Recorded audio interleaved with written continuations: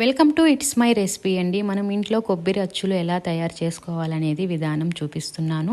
వీటిని కొబ్బరి అచ్చులు అంటారండి, లేదా కొబ్బరి స్వీట్ అంటారు, లేదా కొబ్బరి మిఠాయి అంటారు. ఒక్కొక్కరు ఒక్క రకంగా పిలుస్తారు. ఇవి చాలా టేస్టీగా చాలా బాగుంటాయండి. చిన్నపిల్లలు అయితే చాలా ఇష్టంగా తింటారు. వీటిని ఎలా తయారు చేయాలనేది చూపిస్తున్నాను. నేను ఈ గిన్నెతో ఒక కొబ్బరి తీసుకున్నానండి. దీంతో 2 షుగర్ అనేది వేసుకోవాలండి. ఈ కొలత మనం ఏ గిన్నె తీసుకోండి, కానీ 1 కొబ్బరి ఉండాలా, 2 షుగర్ అనేది ఉండాలండి. కొబ్బరి నేను మిక్సీకి వేసుకున్నాను. తురుముకోవచ్చు, మిక్సీకి వేసుకోవచ్చు అండి. నేనైతే మిక్సీకే వేసుకున్నాను. వీటిల్ని మనం లైట్గా వేయించుకోవాలి. దీంట్లో కొంచెం తడిపోయేదాకా వేయించుకోవాలి. చూడండి, ఈ విధంగా వేయించుకుంటే సరిపోతుంది. ఇప్పుడు దీన్ని తీసి మనం ప్లేట్లోకి తీసి పక్కన పెట్టుకున్నాము. నేను షుగర్ అండి, ఇది షుగర్ అనేది నేను ఆ గిన్నెతో 2 వేసుకున్నాను. ఇప్పుడు వాటర్ మనం ఎంత పోయాలంటే, ఇప్పుడు మనం షుగర్ ఇట్లా వేసేసినాక వాటర్ ఇట్లా పోసినప్పుడు ఇది మునిగితే చాలండి. చూడండి, ఇట్లా మునగాలి, మునిగితే సరిపోతుంది. దీన్ని బాగా మనం కరిగేదాకా కలుపుకొని మనం పాకం అనేది రానిచ్చుకోవాలండి. దీనికి ముద్ర పాకమే రావాలి. ఇప్పుడు దీంట్లోకి నేను ఏలక్కాయలు వేస్తున్నానండి. ఏలక్కాయలు వేస్తే మంచి వాసన వస్తుంది, చాలా టేస్టీగా వస్తుంది. ఏలక్కాయలు అనేది మీ ఇష్టం అండి. నేనైతే ఏలక్కాయ అనేది వేసుకుంటున్నాను. ఇప్పుడు దీన్ని మనం బాగా పైన మనం కలుపుకుంటూ ఉండాలండి. మధ్య మధ్యలో పైన ఇప్పుడు ఈ వైట్ అంతా వస్తుంది కదా, ఆ వైట్ అంతా మనం తీసేయాలండి. మనకి షుగర్లో నుంచి ఈ వైట్ అంతా వస్తూ ఉంటుంది, నురుగు నురుగ్గా. అదంతా తీసేసుకొని మనం పారేసుకోవాలండి. చూడండి, ఈ విధంగా మొత్తం. ఇప్పుడు మనం ఇదంతా తీసేసుకొని మనం బాగా ఉడకనివ్వాలండి. బాగా పాకం వచ్చేదాకా బాగా ఉడకబెట్టుకోవాలి. చూడండి, ఈ విధంగా ఉడకబెట్టుకొని మనం పాకం అనేది చెక్ చేసుకుంటూ ఉండాలి. ఇప్పుడు నాకు పాకం అనేది వచ్చేసింది. చూడండి, ఇప్పుడు మనం వాటర్లో వేయగానే ఈ విధంగా అనేది పాకం రావాలి. గట్టి పాకం అండి ఇది.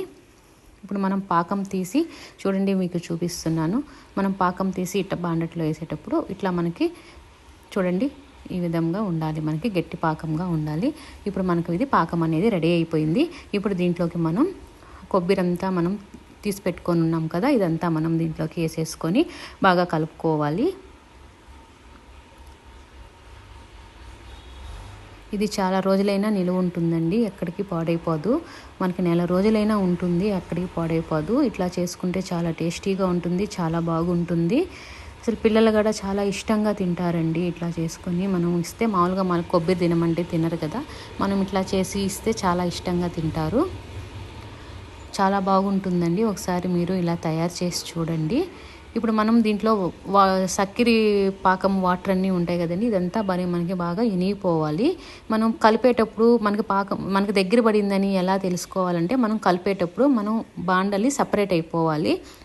చూడండి, ఈ విధంగా మనకి సపరేట్ అయిపోవాలి. ఇట్లా అయిపోతే రెడీ అయిపోయినట్టు. చూడండి, మీకు మళ్ళీ కూడా చూపిస్తున్నాను. ఇట్లా మనం అన్నప్పుడు ఇట్లా సపరేట్గా వచ్చేయాలి, అప్పుడు మనకి రెడీ అయిపోయినట్టు. ఇప్పుడు మనం దీన్ని తాంబూలం తీసుకొని నెయ్యి పూసుకొని దీంట్లోకి మనం మొత్తము వేసేసుకోవాలి. మొత్తం తీసేసుకొని నీట్గా వేసేసుకోవాలి. చూడండి, నేను మొత్తం నీట్గా తీసేసుకుంటున్నాను. ఇప్పుడు దీన్ని మనం రౌండ్గా బాగా చక్కగా చేసుకోవాలి. చూడండి, ఈ విధంగా చక్కగా చేసుకోవాలి. దీన్ని వేడి మీదే మనం బిళ్ళలు అనేది కోసేసుకోవాలండి, మళ్ళీ చల్లారితే రాదు. నాకు ఆ వీడియో మిస్ అయ్యింది, అందుకని నేను చెప్తున్నాను. ఏం లేదండి, మనం ఈ బిళ్ళల్ని చాకు తీసుకొని మనకి ఇష్టమైన సైజులో మనం బిళ్ళలు అనేది కోసి పెట్టేసుకోవాలి.